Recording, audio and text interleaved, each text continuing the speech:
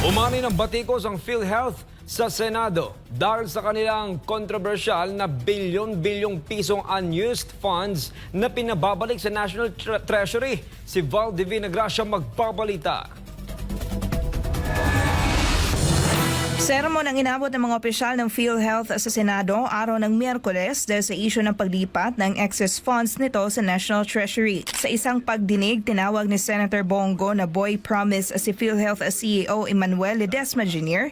dahil sa marami na anya itong pangako na di natutupad. Isinumbat ni Go na kundi lang sumabog ang kontrobersya ng PhilHealth kaugnay sa di tamang paggastos ng pondo na nagresulta ng bilyong pisong halaga ng unused funds ay di ito mag-aatubili na gawin ang kanilang mandato. Ay kung tinaasan nyo, sinabay nyo nung Pebrero yung sinasabi mong 30%, kung tinaasan mo na ng 80%, nakinabang pa ang Pilipino, nakinabang pa yung mga mahirap, hindi pa na naging excess fund, hindi na walis. Yes po. Nung na-discover na meron kayong excess funds, doon nakita na meron kayong reserve fund.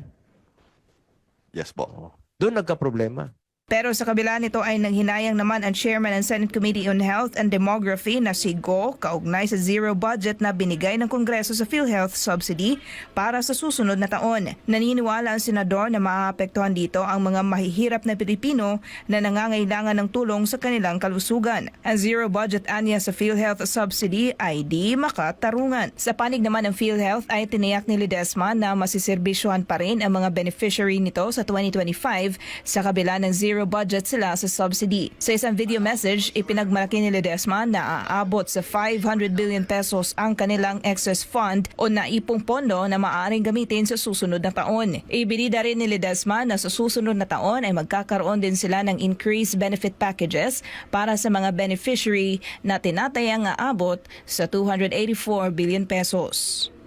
Allow me to assure everyone that PhilHealth will continue to pay for the health benefits of all Filipinos, with or without government subsidy. It is our goal to finance the best care and benefits available.